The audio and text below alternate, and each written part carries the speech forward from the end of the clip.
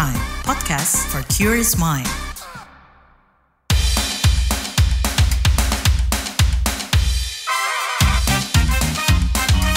Kamu lagi dengerin podcast What's Trending.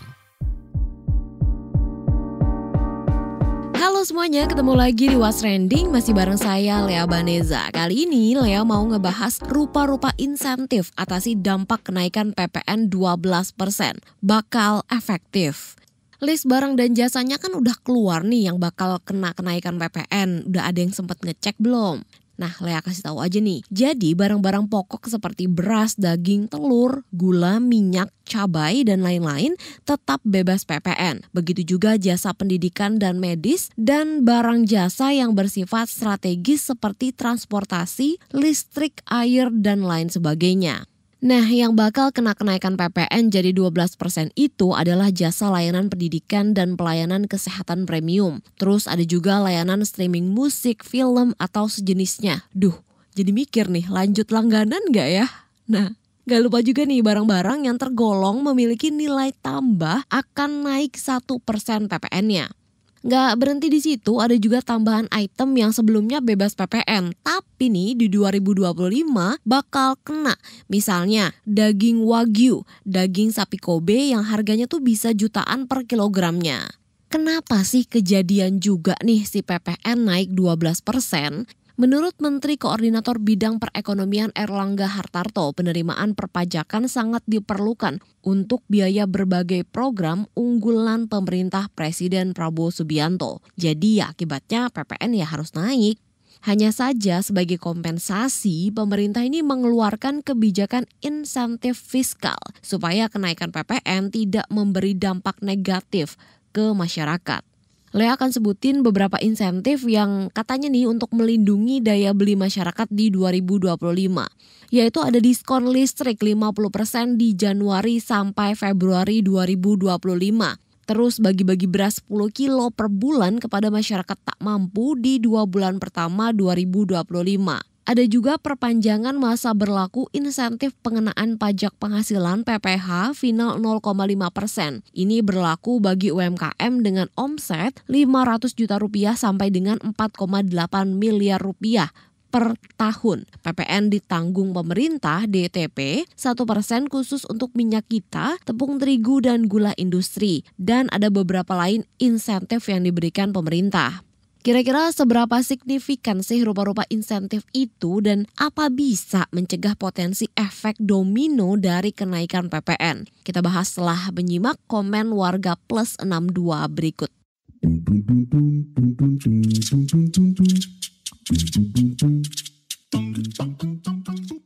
Yang pertama, komentar @WTRMXX. Kan, by the way ini tuh akal-akalan pemerintah. Sembako nggak kena PPN 12%. Tenang, tapi sembako harga jualnya akan naik. Kenapa?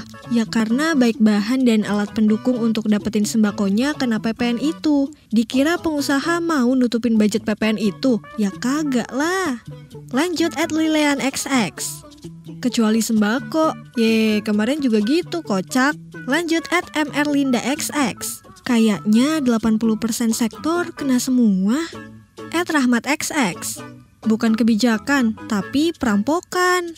@KebohejoXX. FYI, beras premium juga naik dan listrik di atas 3.000. Which mean itu kenanya emang buat rakyat menengah. Beras premium tuh semua orang juga bisa beli. Gak harus jadi kaya raya kok. @DonkovXX.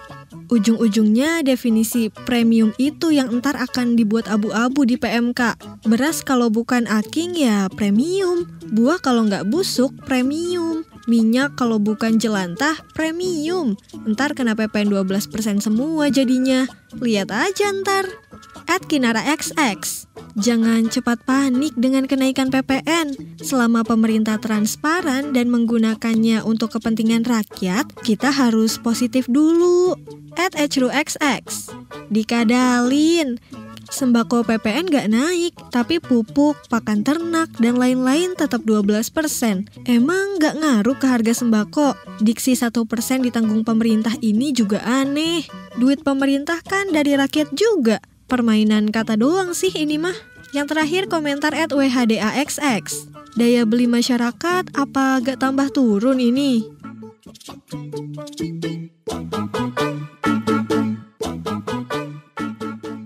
Sebelum kita bahas efek kenaikan PPN 12%, kita dengerin dulu kali ya penuturan Menteri Keuangan Sri Mulyani soal kenaikan PPN dan stimulus-stimulus yang diberikan pemerintah. Agar azas gotong royong di mana PPN 12 dikenakan bagi barang yang dikategorikan mewah, maka kita juga akan menyisir untuk kelompok harga untuk barang-barang dan jasa yang merupakan barang jasa kategori premium tersebut.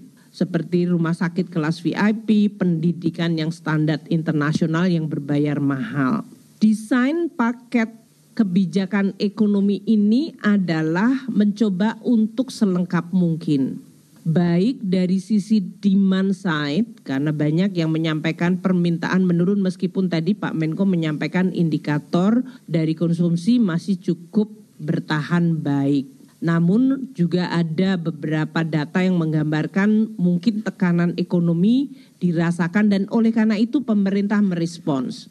Kami dalam hal ini untuk mendesain paket stimulus ini mempertimbangkan secara seimbang sisi permintaan terutama kelompok menengah ke bawah yang tetap dimaksimalkan untuk dilindungi perlindungannya dan bahkan bantuannya.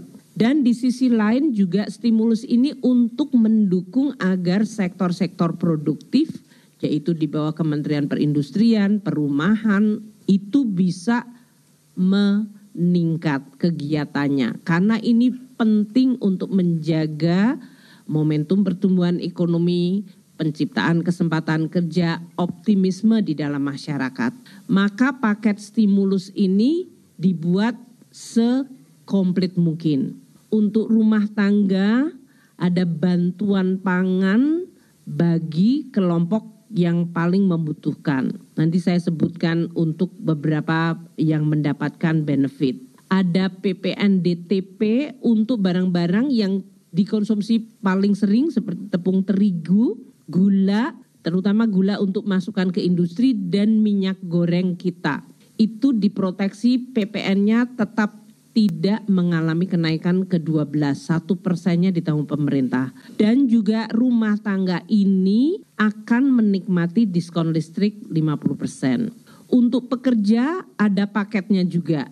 Dari mulai akses kehilangan, jaminan kehilangan pekerjaan, dan nanti untuk industri padat karya di mana lagi-lagi yang disasar adalah pekerjanya dan industrinya, juga ada insentif PPh pasal 21 DTP untuk industri padat karya, pembiayaan industri padat karya dan bantuan 50% untuk jaminan kecelakaan kerja untuk sektor padat karya. Ini adalah karena kita mendengar, melihat, membaca, dan melihat data untuk memberikan dukungan pada industri padat karya. Untuk UMKM juga diperpanjang masa berlaku PPh 0,5% final dan juga volume dari pendapatan sampai 500 juta tidak kena pajak. Untuk industri mobil dan hybrid, mobil listrik dan hybrid juga dilakukan insentif untuk kendaraan bermotor listrik berbasis baterai dan yang hybrid. Kemudian kita juga memberikan PPN DTP untuk sektor perumahan karena ini adalah sektor yang selain memenuhi kebutuhan masyarakat hajat hidup orang banyak, juga memiliki multiplier dan penciptaan kesempatan kerja yang besar. Guru Besar Ilmu Kebijakan Pajak Haula Rosdiana mengatakan kenaikan PPN 12% bakal berdampak ke masyarakat. Haula menyebut efek domino bakal terjadi, mulai dari hilir ke hulu. Sementara stimulus yang diberikan sifatnya hanya jangka pendek saja. Bu Haula, gimana sih Anda nih melihat keputusan tetap naiknya PPN 12% padahal udah diprotes. Terus kan sempat disebut juga ya bakal buat produk mewah aja. Sekarang nih jadi tetap naik nih, selain kebutuhan pokok gitu ya. Jadi gini, yang pertama adalah pertanyaan yang paling mendasar, kenapa harus dipaksain naik 12%? dengan alasan katanya itu sudah menurut ketentuan undang-undang, kan begitu. Nah, tapi undang-undangnya sendiri menurut saya itu nggak dibaca secara utuh. Nah, kenapa nggak dibaca secara utuh? Lah kan ada pasal 7 ayat 3. Nah, pasal 7 ayat 3-nya itu kan bilang PPN itu dapat diubah menjadi paling rendah 5% dan paling tinggi 15%. Lah kan ada ketentuannya. Berarti kan sebetulnya ada ruang loh untuk nggak naikin. Dengan pertimbangan apa? Di situ penjelasan undang-undangnya bilang dengan mempertimbangkan perkembangan ekonomi gitu. Nah, kan sekarang kondisinya harus diakui apakah betul daya beli kita itu memang sudah kuat atau justru melemah. Kan datanya kan bicaranya lain. Banyak data menunjukkan bahwa kelas menengah di Indonesia itu malah merosot seperti itu. Padahal sebetulnya ukuran kelas menengah di Indonesia itu sendiri udah bukan ukuran standar yang menurut versi dunia seperti itu gitu ya. Nah, ada lagi nih. Jadi narasinya itu nggak pas gitu kan. Dengan bilang bahwa nanti barang kebutuhan pokok dibebaskan PPN atau PPN 0% gitu. Seolah-olah itu inisiatif dari pemerintah. Nah, padahal dari dulu juga sudah ada gitu ya. Kalau dulu tuh di pasal 4A gitu, ayat 2 dan ayat 3 Undang-Undang PPN. Nah, kalau sekarang di pasal 16B sejak Undang-Undang Harmonisasi Peraturan Perpajakan di Undang-Undang HPP. Nah, kalau ngacu ke pasal 16B, nah kalau itu kan justru ketentuan undang-undang memang harus diberikan fasilitas pembebasan gitu. Jadi kalau misalnya pemerintah alasannya itu berdasarkan undang-undang, ya sama tadi kebutuhan pokok, jasa kesehatan, ya, jasa pendidikan. Nah, itu juga amanah dari undang-undang supaya apa tadi diberikan fasilitas ya. Jadi fasilitasnya itu tadi bisa dibebaskan, bisa tadi tidak dipungut seperti itu. Nah, itu ada di undang-undang. Jadi itu bukan sesuatu hal yang baru, emang harus itu gitu. Nah Bu, kalau dampaknya ke masyarakat itu apa aja sih? Jadi gini ya, kalau PPN itu ya, itu kan dikenakannya di setiap mata rantai produksi dan distribusi. Nah, jadi sebetulnya kalau naik 1%, sebetulnya kenaikannya itu bisa lebih dari 1%. Kenapa? Karena ada multiplier efeknya itu. Iya, PPN-nya kan dikenain mulai dari waktu produksi, terus kemudian nanti begitu dari pabrik jual ke distributor kena, distributor ke jual grosiran kena, grosiran ke pedagang eceran kena. Nah, jadi kenanya tuh bisa berkali-kali gitu. Nah, tentu saja tadi dampaknya tadi bisa multiplier ya, bisa berganda, ada efek bergandanya. Nah, justru di sini tuh malah jadi kompleks karena kita menganut yang namanya pertambahan nilai, ada metode pengkreditan.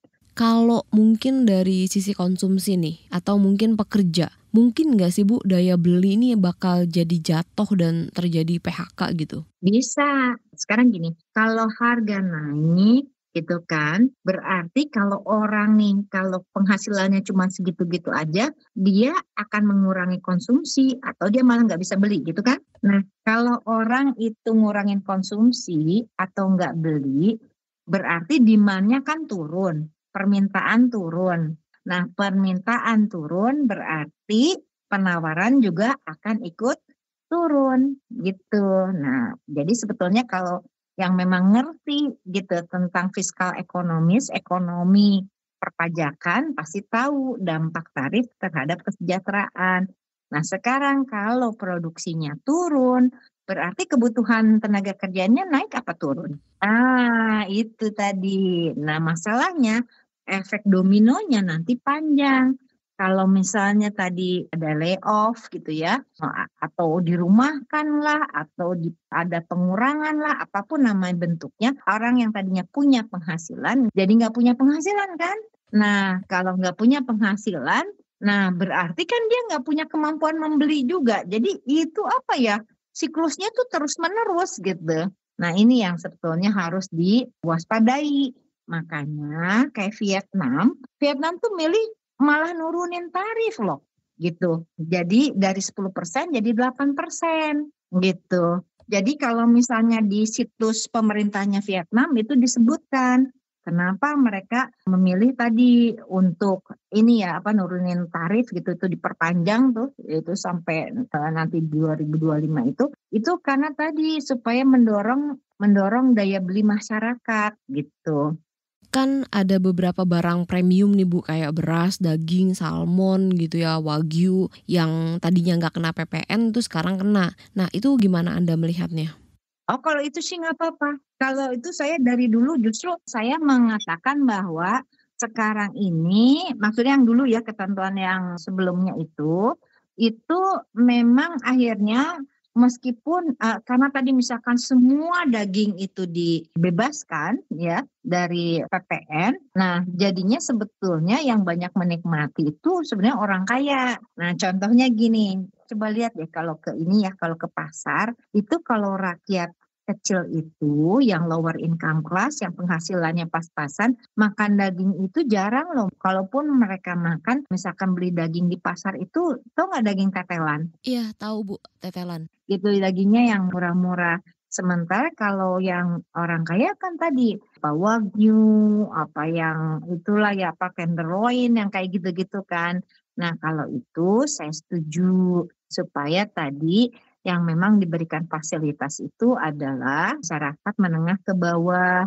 Nah hanya saja nanti yang harus diperhatikan adalah mekanisme pengawasannya bagaimana.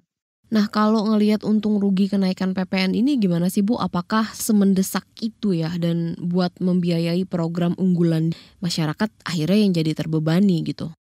Nah ini sekedar bocoran aja ya. Iya. Dulu sebetulnya dari Dewan Pakar TKN Pak Prabowo ya, kalau dari tim Dewan Pakar pajaknya di TKN itu justru usulannya itu tarif PPN itu tetap atau bahkan bisa diturunkan gitu. Ini jadi agak berbeda sih arahnya gitu yang sekarang menguasai kementerian itu dengan yang dulu tadi di Dewan Pakar. Kalau di Dewan Pakar justru usulannya adalah tarifnya tetap gitu atau bahkan turun tarif PPN itu. Nah, kata kuncinya ya, kalau dilihat komprehensif, holistik dan imparsial, sebetulnya nanti tantangannya itu lebih besar, lebih banyak dibandingkan dengan manfaatnya. Kalaupun misal seandainya ya, ada kenaikan penerimaan pajak tapi itu tidak sebanding dengan dampak atau gejolak yang bisa dihasilkan dan yang paling penting itu yang paling mahal itu trust ya. Trust kepercayaan dari rakyat kepada tadi pemerintahan dalam hal ini yang tadi memang mempunyai kebijakan terkait dengan perpajakan itu. Kalau Pak Presiden kan tergantung yang kasih masukan kan gitu. Pemerintah ini kan berencana ngasih ini ya stimulus gitu, insentif yang tapi kalau bisa kita lihat juga jangkanya pendek gitu, Januari Februari gitulah. Nah ini tuh kira-kira ngaruh nggak sih Bu? Mungkin ada efeknya gitu? Kalau pemerintah bikin stimulus ini gitu ya seperti misalkan ada PPh 21 mau ini dibebaskan untuk penghasilan sampai 10 juta tarif itu gitu kan. Itu kan berarti sebetulnya pemerintah udah nyadar loh bahwa itu tuh pasti PPN itu akan ada gejolak gitu kenaikan PPN ini. Kalau misalkan mereka confidence nggak akan ada gejolak, mereka nggak akan bikin stimulus kayak gitu.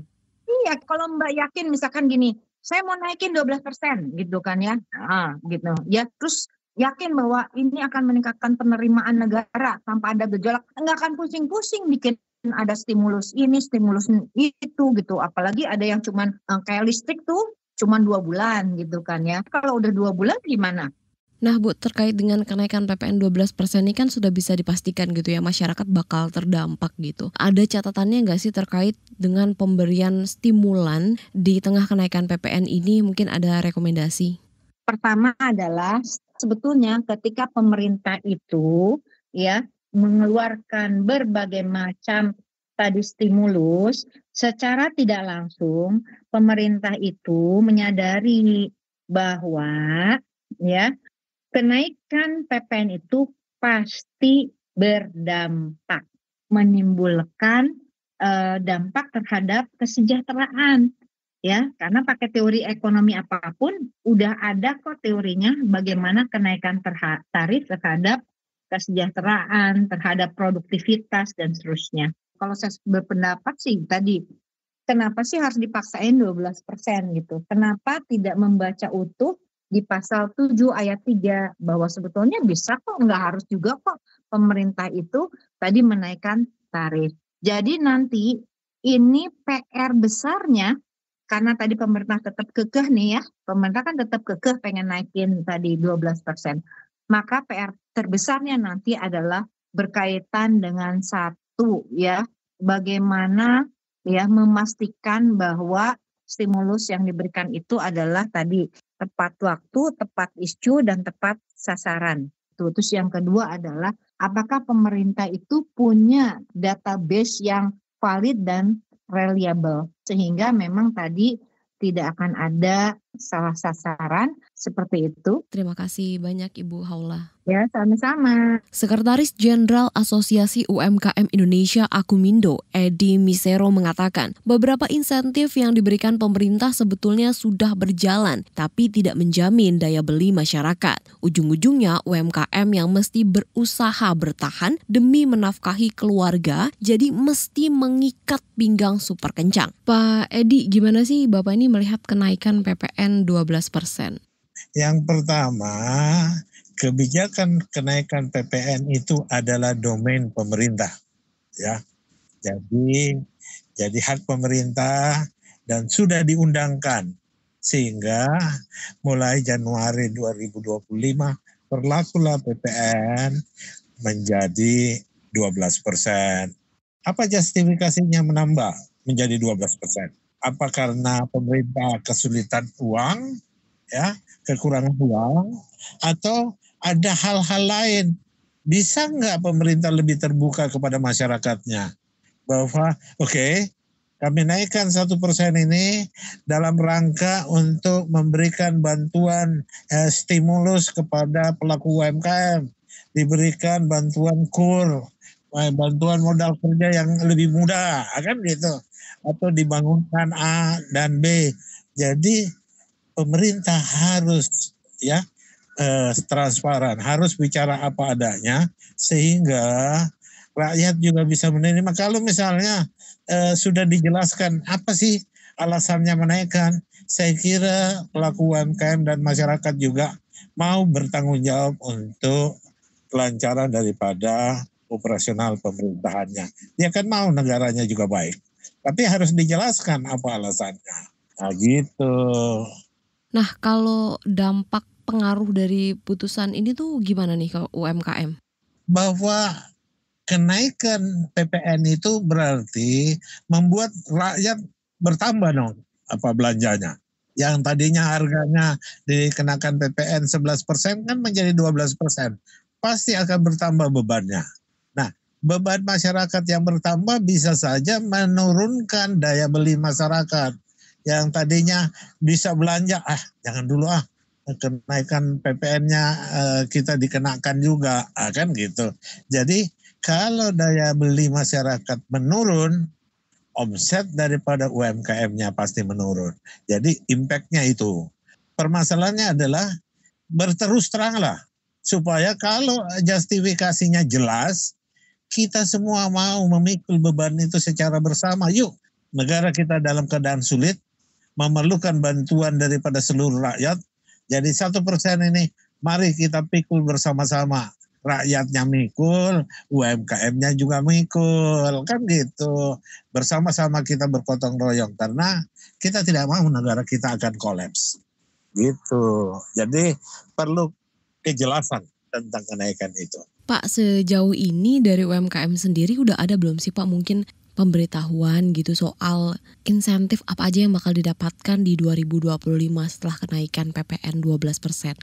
Ya insentifnya biasa-biasa aja. Kurnya lah. Permudah untuk peminjaman kredit usaha rakyat.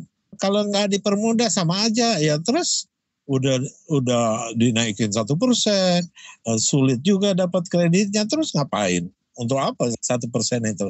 Untuk gaji pemerintah aja, kan gitu. Kalau mengenai insentif ke UMKM nih Pak, misalnya kan kayak pemerintah ngomong gitu ya, UMKM dengan omset di bawah 500 juta per tahun sepenuhnya dibebaskan dari pengenaan pajak penghasilan atau PPh. Ini gimana nih? Apakah mungkin bisa membuat kalian ini bertahan gak sih? Yang 500 juta ke bawah itu tidak dikenakan PPh final itu sudah berlaku. Itu sudah dari tahun berapa itu? Jadi bukan keputusan baru, itu insentif yang sudah berlaku. Jadi kalau ataupun diumumkan itu sifatnya berulang. Jadi 500 juta ke bawah itu penghasilan daripada tidak dikenakan PPh atau PPh-nya 0%. Itu sudah berlaku, sudah berjalan. Itu bukan hal yang baru. Jadi jangan diulang-ulang dong, kan sudah berlaku. Bukan kebijakan baru gitu lah ya. Udah berjalan dan bisa dikatakan nggak ngefek gitu ya Pak ya buat UMKM sendiri. Yang baru itu adalah PPh final kan yang 0,5% itu berakhir di 2024.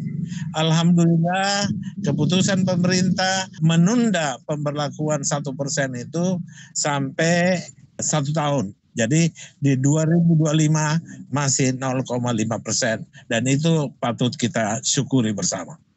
Nah kira-kira nih Pak, ketimbang gitu ya solusi jangka pendek kayak tadi dan ya padahal itu juga sudah diterapkan gitu ya, bukan hal yang baru. Kira-kira apa sih yang dibutuhkan UMKM supaya bisa bertahan gitu Pak di tengah mungkin nanti ada potensi penurunan daya beli masyarakat? Memang sudah berlaku, itu berlaku. UMKM dari dulu bertahan, Lea. Ya. Di masa sulit UMKM tetap survive. Tetap bertahan. Karena apa? Dia harus menghidupkan keluarga dan anak-anaknya. Gak ada UMKM yang tidak bertahan. Di masa sulit semua kolaps, UMKM-nya bertahan. Artinya jangan khawatir bahwa UMKM kita akan tetap survive. Permasalahannya perlu sekali lagi transparansi daripada pemerintah ya atas langkah-langkah yang diambil. Kalau UMKM-nya sepanjang itu adalah bermanfaat bagi banyak orang, bagi bangsa dan negara ini, gak ada masalah. Kita tetap akan survive walaupun harus mengencangkan ikat pinggang. Terima kasih Pak Edi. Oke, thank you ya.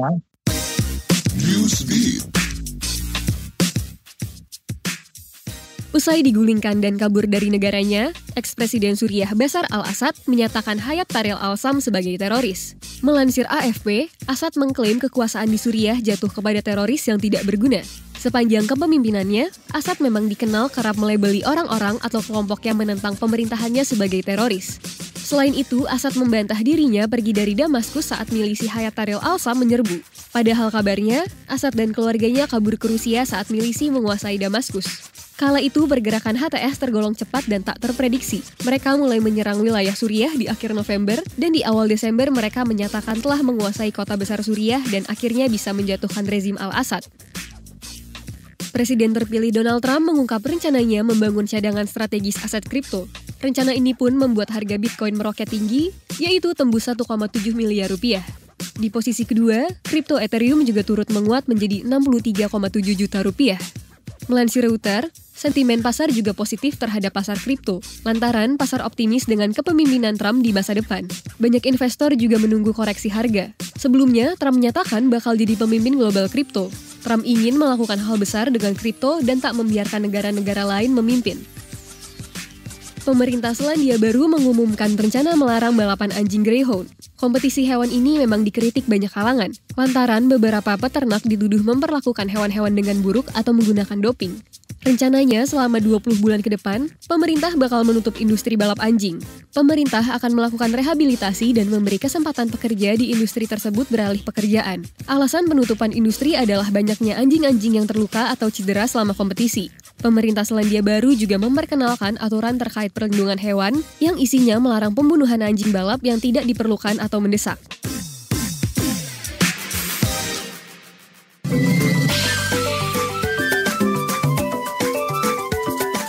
WhatsApp Indonesia. WhatsApp Indonesia kita mulai dari Jakarta.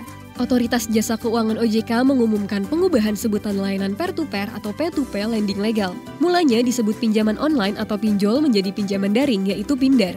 Pengubahan sebutan diharapkan mempermudah masyarakat membedakan layanan P2P lending berizin dengan yang ilegal, sekaligus memperkuat citra positif industri. Kepala Eksekutif Pengawas Perusahaan Modal Ventura dan Lembaga Keuangan Mikro dan Jasa Keuangan lainnya atau VPML OJK Agusman menjelaskan pengubahan ini sejalan dengan upaya penguatan tata kelola, manajemen risiko dan kepatuhan penyelenggara. Lantaran data menunjukkan laba fintech lending naik signifikan dari 800-an miliar rupiah pada September menjadi 1 triliun rupiah pada Oktober 2024. Masih dari Jakarta, Kementerian Kesehatan berharap adanya kenaikan cukai rokok supaya bisa menekan konsumsi rokok hingga 10-15%. Lantaran pemerintah menargetkan penurunan konsumsi rokok di kalangan remaja. Namun per 1 Januari pemerintah hanya menaikkan harga jual eceran rokok. Sri Mulyani berdalih, kenaikan harga jual eceran bakal mengendalikan konsumsi tembakau dan melindungi industrinya. Berdasarkan data 2023, prevalensi perokok remaja usia 10-18 tahun turun dari 9,1% pada 2018 menjadi 7,4%. Di sisi lain, Direktur Pencegahan dan Pengendalian Penyakit Tidak Menular Kemenkes Siti Nadia Tarmizi menjelaskan pengendalian konsumsi rokok memerlukan upaya multisektoral, mulai dari penerapan kawasan tanpa rokok, larangan penjualan rokok batangan, dan pembatasan iklan di dekat fasilitas pendidikan. Berdasarkan pengalaman Kolombia dan Cina, kenaikan rokok berhasil menurunkan konsumsi sekaligus meningkatkan pendapatan pajak untuk kesehatan masyarakat. Terakhir, mampir Makassar. Polres Goa mengungkap sindikat produksi dan pengedaran uang palsu di kampus Universitas Islam Negeri UIN Alauddin Makassar, Sulawesi Selatan. Polisi telah menangkap 15 tersangka termasuk seorang ASN Pemprov Sulbar, pejabat dan pegawai universitas. Polisi telah mengamankan 100 jenis barang bukti seperti mesin cetak dan 4.446 lembar uang palsu. Terungkapnya kasus ini bermula dari temuan uang palsu senilai 500.000 di awal Desember 2024. Kemudian penyelidikan kasus dikembangkan hingga ditemukan 446.700.000 rupiah. Uang palsu ratusan juta tersebut dicetak dalam pecahan 100 ribuan. AKBP Rolna TS Simanjuntak menyatakan, kepolisian Goa bakal melibatkan Polri, Bank Indonesia, Laboratorium Forensik, dan para ahli khusus untuk mengungkap kasus ini. Demikian WhatsApp Indonesia hari ini. Terima kasih ya sudah mendengarkan What's Trending. Jangan lupa nih terus dengarkan podcast What's Trending di kbrprime.id dan aplikasi mendengarkan podcast lainnya. Lea Baneza mau pamit dulu. Stay safe and happy. Bye. Kamu lagi dengerin podcast What's Trending.